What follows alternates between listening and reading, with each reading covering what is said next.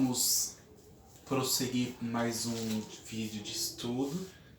Vamos iniciar a oração, pedir para Deus que conduza os nossos pensamentos com a vontade dele, que possamos nos empenhar em entender as luzes a partir do Espiritismo, assim seja, graças a Deus. Bom, hoje nós vamos falar um pouco do Espiritismo, porque como o grupo tem fundo kardecista, nós vamos falar um pouquinho do Rivail, né? Hippolyte Léon Denis Rivail, ou seja, o Allan Kardec. O advento do Espiritismo, o marco inicial com o Livro dos Espíritos. Hippolyte Léon Denis Rivail foi discípulo de Pestalozzi e propagador do conhecimento aos menos favorecidos. Entrávamos no século XIX com a França pós-Revolução Francesa, pós-Iluminismo, que Pestalozzi era iluminista, era um professor, pedagogo, que Hippolyte era discípulo que aprendeu. Quando o Hippolyte chegou numa determinada idade, a mãe dele, os pais deles mandaram ele estudar na Suíça. E quem era o precursor lá da Suíça era o Henri Pestalozzi, né? E o Allan Kardec foi discípulo de Pestalozzi. Com sucessores do Iluminismo, que inicia com Isaac Newton, Renan Descartes, Spinoza, Jacques Rousseau, Pestalozzi, que o Iluminismo ensinava que o pensar não poderia ter uma amarra e levou a democracia e a liberdade. Hippolyte Léon Denis Rivail foi um pedagogo cético católico do século XIX. Ele, por sua vez, codificou a doutrina espírita, resumindo-se no Pentateuco, que é o Livro dos Espíritos, minha colinha, Céu e Inferno, Livro dos Médiuns, o Evangelho segundo o Espiritismo e o Livro dos Espíritos. Ele foi casado com Amélie Gabrielle Boudet e não teve filhos. Ele era um cético da época católico, né? De origem católica. Hippolyte, usa o pseudônimo de Allan Kardec, que ele descobre que foi uma vida anterior dele como um sacerdote duísta. Na realidade, ele adotou o pseudônimo Allan Kardec porque ele tinha muita literatura referente ao ensino, né? Muita literatura, ele era muito conhecido. Então ele queria começar a codificação com pseudônimo que ninguém o conheceria, né? Porque ele era muito conhecido na França, na Alemanha. Ele dominava perfeitamente o alemão, né? Então ele resolveu utilizar o pseudônimo Allan Kardec para que ele não fosse reconhecido. Com o advento do Espiritismo, com o Consolador, Kardec ele usa a ciência e a filosofia e a religião, que A religião são sentimentos sublimes de amor, já a ciência é a investigação e o raciocínio, a filosofia também, que ele trabalha com os médiuns e que coincide com os conhecimentos e com Huddersfield, com as irmãs Fox, sobre o fenômeno. Naquela época estava ocorrendo vários fenômenos mediúnicos. O Allan Kardec, ele foi convidado para a participação de uma reunião mediúnica que acontecia que as mesas giravam, batiam, só que Allan Kardec percebeu que ali existia uma inteligência superior, não era só o movimentar das mesas, era algo diferente, era algo que queria ser transmitido. Ele usa as ciências, a revelação, uma palavra que significa descobrir o véu. Esses fenômenos espíritas haviam, mas que foi explodindo, no sentido que eclodiu e teve uma época certa de amadurecimento.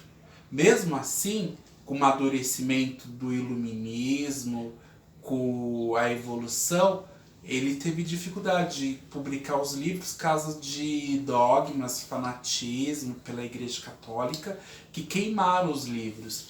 Mas, como que eu disse, a idade da razão permitiu que ele vencesse por meio legal na França com Napoleão, que era o sobrinho de Napoleão Bonaparte, conseguiu no meio legal divulgar. E realmente a terceira revelação pelos espíritos. A primeira é Moisés, a segunda é Jesus Cristo, a terceira são os homens de todas as idades, de várias sabedorias.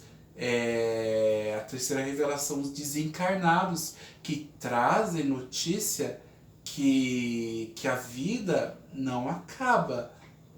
Em Huddersfield, 1847, as irmãs Fox, Kate, de 11 anos, e Margaret, de 14 anos, moravam numa casa em Huddersfield, Estados Unidos. E elas começaram a perceber que a hora que elas iam dormir, as camas faziam barulho, tinha barulho no quarto.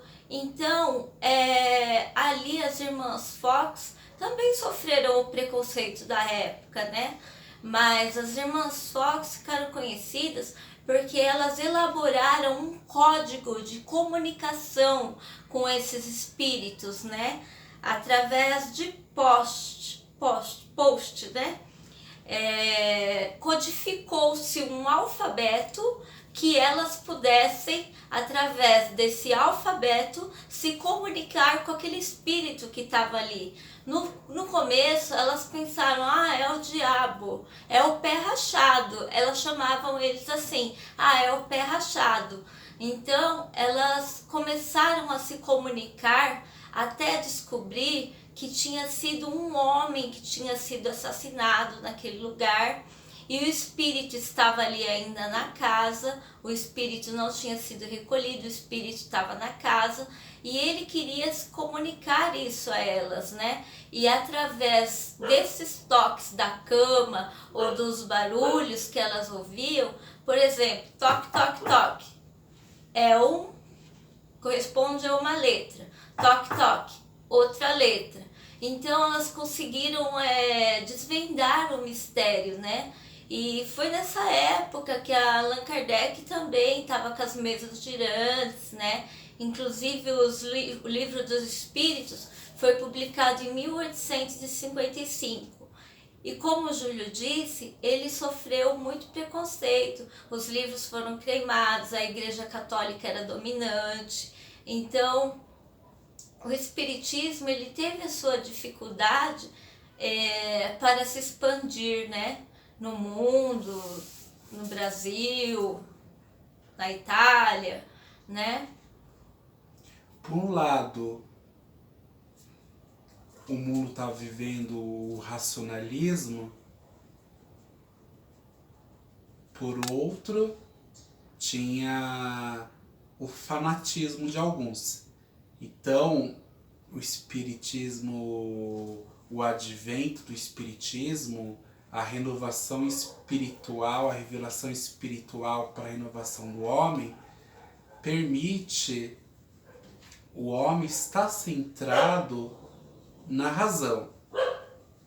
2 pontos. Primeiro, a imortalidade da alma com a pré-existência e a reencarnação e o progresso intelectual e moral.